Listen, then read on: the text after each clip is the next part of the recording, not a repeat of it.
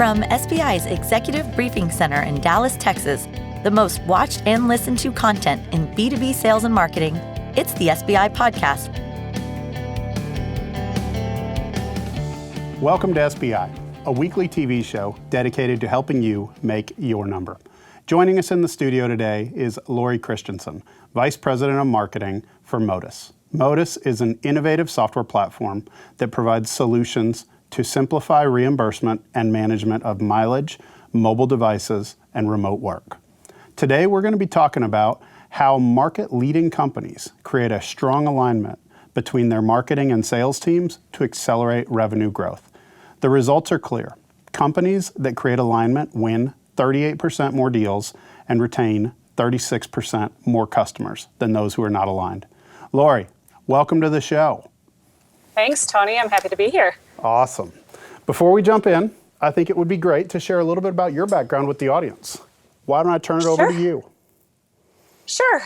So I have about 25 years of marketing experience, not only focused in demand gen, but also in brand marketing. And, my story unfolds a little bit differently, where I've worked for quite a few years on a global marketing team for a staffing firm. And then I moved into a global marketing in a global marketing position with identification solutions, both of which who are headquartered here in Milwaukee. 4 years ago is when I made the move to Runzheimer, where I became the head of marketing there. About 3 years ago is when Motus partnered with a private equity company, Thoma Bravo, and then they acquired Runzheimer. So here I am, and sitting, heading up the marketing team for a software-led data company. Since then, it's been a really exciting time for us. About 18 months ago, we acquired Wireless Analytics and wireless expense and device management company. So we not only offer reimbursement for vehicle usage, but we also offer reimbursement for mixed-use assets such as your cell phones and internet connection. So as you can imagine, Tony, with the pandemic, our remote work reimbursement solution has really exploded and presented us with some great opportunities. I could only imagine the opportunity that it's created. So, that's why we're here today. So, our viewers are definitely interested in how to align and how to do a cross-functional take on go-to-market planning. So let's start going down that path. So market-leading companies, they're deliberate about placing a couple of bets, and those bets are prioritized quarterly. So as you think about it through the year, how do you ultimately realize those? And, when we deal with go-to-market, they inevitably break down throughout the course of the year when you get into go-to-market execution. So I'd like to start by getting some words of wisdom from you in terms of how have you worked with the sales leaders in the planning process to ensure that everyone gets started off on the right foot so that you can maintain that pace throughout the year? Well, it's going to seem simple, and it might seem like the latest buzzword, Tony, but I would have to say that you would want to implement a marketing team first and foremost. You kind of have to set that foundation of truly bringing the marketing and sales leaders together. And that's just bringing your existing teams together. It's not creating new roles like VP of marketing. I think we've all been there, right? Where sales doesn't believe that they need their marketing team and that they would do just fine without them. And, that age-old saying of like, well, marketing will just help me make this pretty. And then on the flip side, marketing knows everything there is to know about our buyers and the journey. And they don't need sales telling us, what to do, how to do it, how to say it. Both of those things are false. And so within our journey of bringing those two together, I have worked with our sales leaders for first and foremost to stop asking us to make things pretty for them. That's step one. But in all seriousness, it does come down to communication and that mutual respect for each team. I'd also say that your marketing team really needs to adapt an agile marketing framework and communicate what that means to your sales leaders. I am an agile marketer at heart, and when I came from a previous employer that really taught me that rigor, when the acquisition occurred, it was clear to me that I needed to, put that framework in place with managing multiple teams that were across locations, as well as working with the sales teams. And so, when you put that together and you're working on a backlog of items and prioritizing, that big laundry list, if you will, and making sure that the sales team understands what it means to work agile, that's where success happens. We live by the term done is better than perfect within our team. So we don't sit and plan everything out 100% and then just execute. We, sit together. We communicate with the sales team about the things that we are doing and what those goals are. And then we, turn it around and we test it. And then in 2 weeks, we reevaluate and we change if we need to. I would have to say that this has, been paying off for us over the past few years. We've been generating about $1 million in pipeline a week, both marketing generated and sales generated. And prior to the acquisition, that was unheard of. Usually, historically, both companies had maybe done that in a week. So I would say short answer is to adopt, a team's marketing mentality, as well as setting your marketing team up as an agile marketing team. Great answer. So I want to click into one comment. First of all, I love the done is better than perfect. That's one of my absolute favorite sayings. But I want to go into the concept of shared goals. So love the term marketing and, the term smarketing so that we can actually think about how it's combined. But more importantly, how do you combine the goals so that you're ultimately working towards the same outcome? And in an agile world, how do you continually evolve those goals so you're constantly working towards the same objectives? Yeah, well, it does come down to communication, and historically, I think that, as you're setting goals, if you're launching a new product, whether, sometimes I think finance, strategy, product come up with, this is what we want to sell for this product, and then it's pushed down to sales and then to marketing. I think we, now look at these together. And our revenue ops teams work closely with these other groups in regards to what they, are looking to achieve from a sales perspective. And then marketing has a seat at that table as well. So we can look at setting those pipeline goals and how to get there.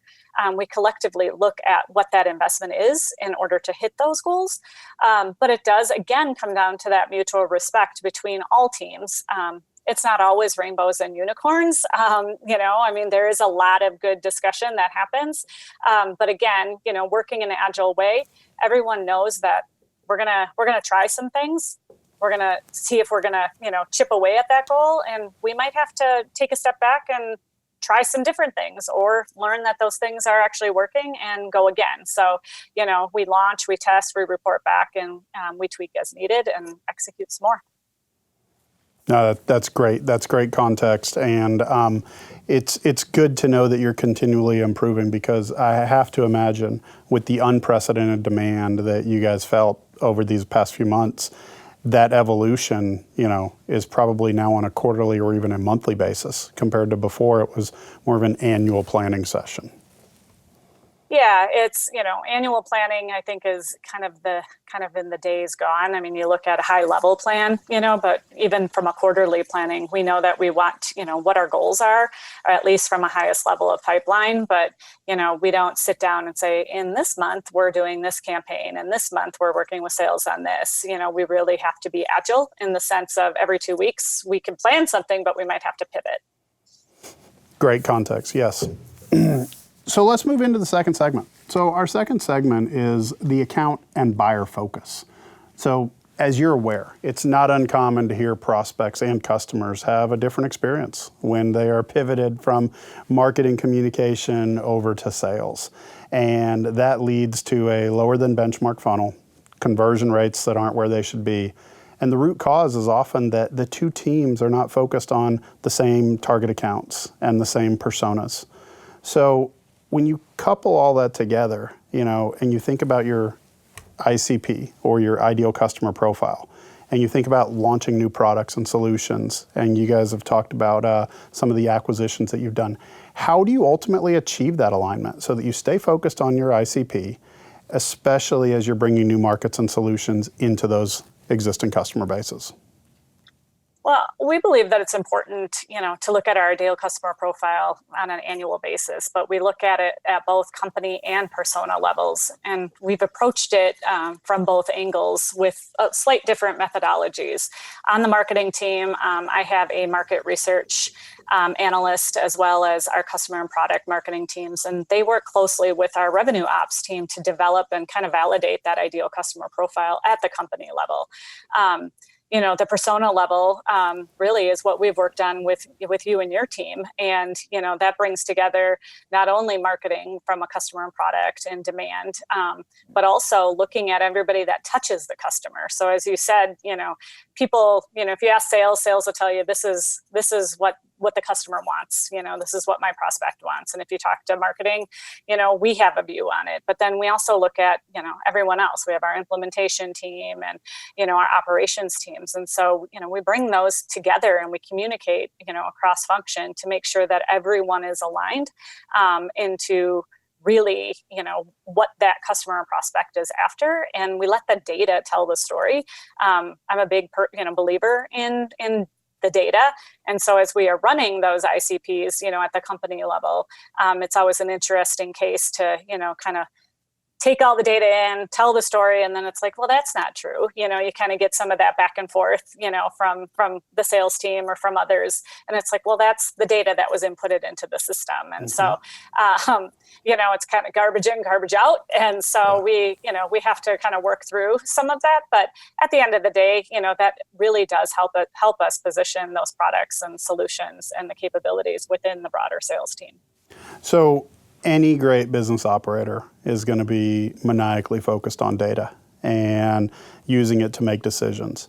If I think about the last couple of months where we've all had a lot of curveballs thrown at us, how is it that you have leveraged data with some specific examples to course correct and change based on the changing demands of your buyers and the needs that have presented themselves to Motus and the team during the pandemic? Yeah, as I talked about earlier, right, we have our remote work reimbursement solution. And, as we, noticed, obviously, that with stay-at-home orders, people were not maybe driving as much. And, it caused us for concern, at the beginning of the pandemic, in the March timeframe. And so having the tools that we had and having the products and the data that we had to help, formulate, like, what are the other things that we can offer our customers and our prospects? And, out of that is really where we launched remote work reimbursement after talking to people and understanding ourselves that people weren't necessarily going to the office right now, but they were using their own assets. Instead of using the car, they were using their internet or they were using their cell phones to navigate through the pandemic and work from home. And so I think that, when we talk about launching or, kind of putting all those heads together and those stakeholder groups to figure out what can we do, I think the team did a really great job in a short period of time to react to what was happening in the pandemic to our customers' needs. So that is an awesome segue. So segueing into our last topic is really accountability. So, we've discussed how execution can make or break your ability to make the number.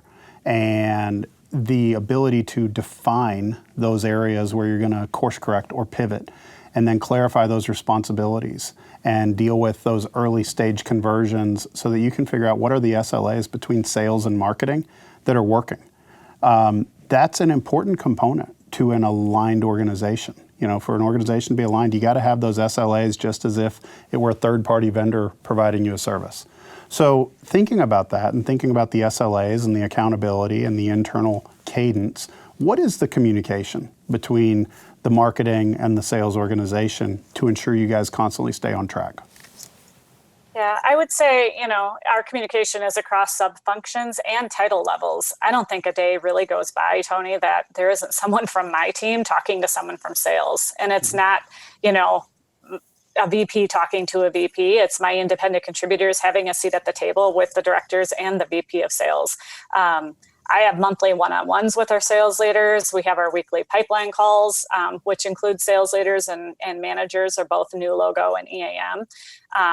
We have a regular cadence of our marketing leadership call where we can share, what's happening and what we're seeing out in the marketplace. My team sits on regular calls with both new logo and EAMs on a biweekly basis. And then our new logo team actually just launched a new business as well as BDR all team meeting weekly, which my demand team joins every week. And, that helps from a tactical standpoint to sit down and talk about, whether it's new product, enhanced product, different way to position product, campaigns, whatever it may be. It gives, my team an opportunity to sit down and kind of give the story once, if you will, and then get that feedback all at once. And then, be able to execute. I think gone are the days of, marketing really just pushing campaigns out and hoping for great results, right? We have to, I think I've stood in front of the sales team many times and saying, we're not successful unless you're successful. And so, whether we're, putting together metrics or data and, the SLAs, whatever we're talking about, we can't just push that stuff to them. We have to work as a team. And so I think with all of that communication that I, outlined, previously, I think that has set us up for some real success. So last question is those SLAs, so internal SLAs, how did you guys define them? What do you have in place? And what are the actual service level agreements that you and the sales org have between one another to drive accountability? Yeah, our biggest goal is pipeline, and so next to revenue. But believe it or not, we don't have a ton in place. But I'm not saying that that's a good thing.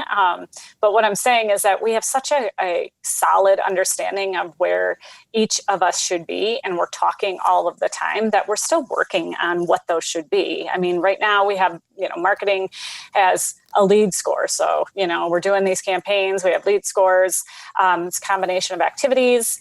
And then once they come in and hit that lead score, our BDR managers get that alert. And, within the hour, they're assigning it out to one of their reps. And then their reps do that first touch. And we ask that they do that first touch within 24 hours.